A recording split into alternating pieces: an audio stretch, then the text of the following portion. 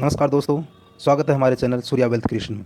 तो आज हम इन्वेस्टमेंट के बहुत सारे तरीकों में से उन तरीकों की तरफ ध्यान देंगे जो कि हमारे लॉन्ग टर्म के लिए हमारे को लंबा पैसा बना के देंगे।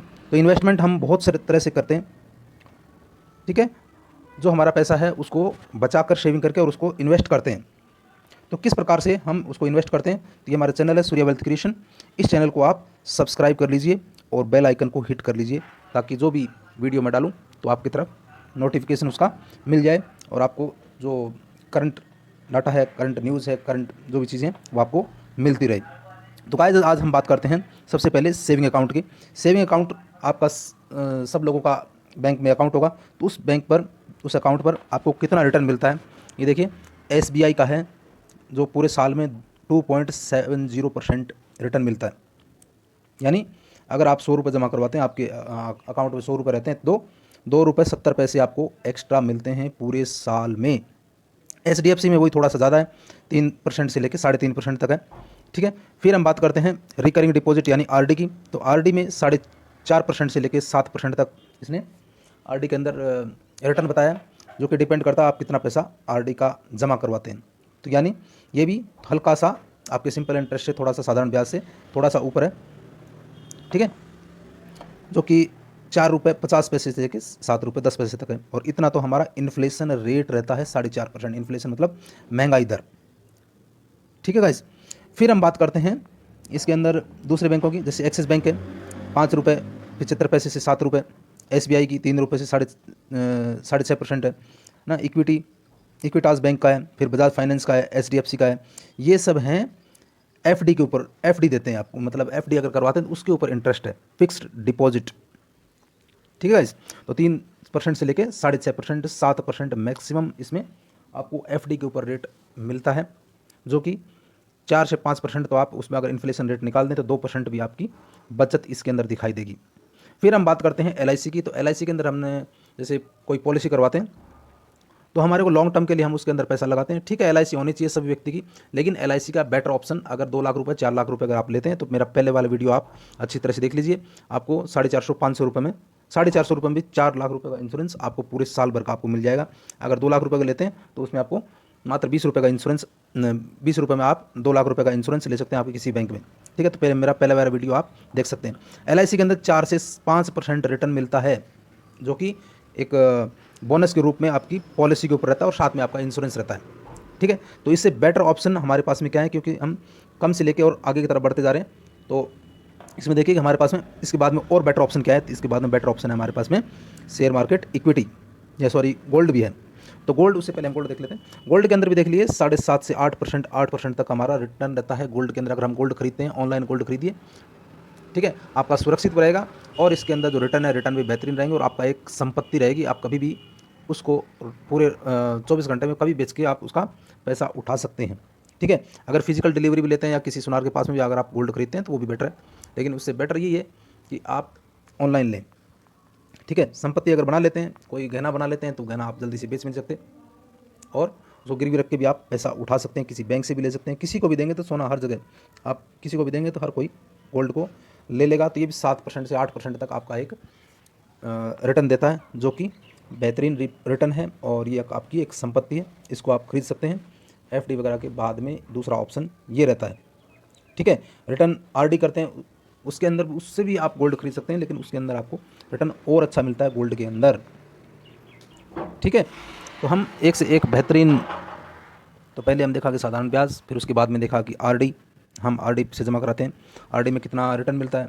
फिर उसके बाद में हमने देखा FD के ऊपर कितना रिटर्न मिल रहा है, ठीक है। उसके बाद में हमने देखा कि गोल्ड पर, यानी गोल्ड में अगर हम इन्वेस्टमेंट करते हैं तो हमारा गोल्ड में इन्वेस्टमेंट कितना सुरक्षित रहता है। और ये भी देख लीजिए कि 7.5 से 8% के लगभग पिछले सालों का ये रिटर्न दिखाया गया है। भविष्य में इससे ज़्यादा भी हो सकता है, हल्का फुल्का कम भी हो सकता है, ठीक है गाइस। तो ये गोल्ड और सिल्वर, ये भी आपका बेहतरीन एसेट हैं, इसको आप खरीद सकते हैं और ये आपके पोर्टफोलियो को डाइवर्सिफाई भी करेगा। डाइवर्सिफाई मतलब don't put your all eggs in one basket, ठीक है। एक ही टोकरी के अंदर अगर आपने सारे इन्वेस्टमेंट कर दिया, एक ही कंपनी के अंदर कर दिया, एक ही जगह पर इन्वेस्टमेंट कर दिया और बाय द वे वो खो गई किसी प्रकार से या उसमें कोई नुकसान हो गया तो पूरा आपकी संपत्ति चली जाएगी, ठीक है। अगर आपने सिर्फ गोल्ड गोल्ड खरीद लिया, या फिर आपने सिर्फ इक्विटी खरीद ली, या फिर आपने सिर्फ एफडी कर दी, ठीक है, तो उसके ऊपर जो एक रिटर्न मिलना चाहिए वो रिटर्न आपको नहीं मिलेगा। या फिर आपने सिर्फ प्रॉपर्टी खरीद ली और प्रॉपर्टी किसी कारण आपका किसी ने हथियार लिया है, किसी प्रकार से कोई चली गई, तो आपको नुकसान, आप उसका नुकसान झेल नहीं पाएंगे, ठीक है। तो इसके बाद में हम बात करते हैं हमारे शेयर मार्केट की।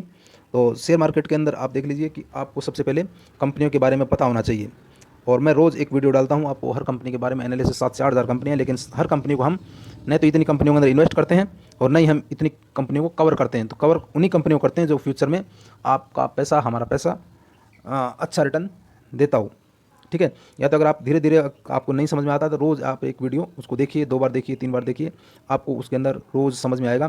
पूरी उसकी बैलेंस शीट को समझाया जाता है, किस प्रकार से कंपनियां फंडामेंटली काम करती हैं और किस प्रकार से उसके जो फंडामेंटल्स हैं, भविष्य में किस प्रकार का उसका जो बिज़नेस है वो किस प्रकार का काम करेगा, तो उस हिसाब से हमारा रिटर्न भी बनेगा। यानी कंपनियां अगर अच्छा परफॉर्मेंस करेगी, अच्छा उसकी सेल्स ग्रोथ होगी, तो उस हिसाब से उनका रिटर्न भी रहेगा, ठीक है। फिर हम बात करते हैं म्यूचुअल फंड का। अगर आप किसी कंपनी के बारे में ज़्यादा आप जान नहीं पाते हैं, या फिर आपका अकाउंट उसमें डीमैट अकाउंट है नहीं, तो डीमैट अकाउंट भी खुलवा लीजिए, ठीक है। उसके बाद में देख लीजिए कि हम जो इन्वेस्टमेंट करते हैं वो है म्यूचुअल फंड का।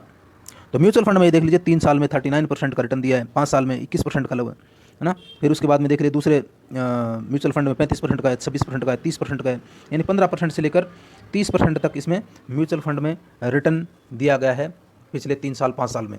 और भविष्य में अगर 20 साल तक अगर ऐसा ही रिटर्न मिला, क्योंकि ये कंपाउंडिंग के हिसाब से रिटर्न मिलता है हमारे को। कंपाउंडिंग आप जानते हैं ना कि चक्रवर्ती के हिसाब से, आज 1000 रुपये लगाए तो कल अगर साल भर में हमारे को अगर उसके ऊपर 1500 मिल रहे हैं तो 1500 के ऊपर अगला रिटर्न मिलेगा हमारे को, ठीक है। तो ये देखिए मात्र हमने 2500 रुपये का इन्वेस्टमेंट के हिसाब से कैलकुलेट करने की कोशिश करी, 2500 रुपये पर मंथ के हिसाब से 22.4% के हिसाब से मैंने कम से कम रिटर्न लिए। देख लीजिए आप 30-36% तक रिटर्न गई है। तो इसमें 22.4% के हिसाब से 20 साल में आपका 1,14,14,268 रुपये की ये एस्टिमेटेड अमाउंट है।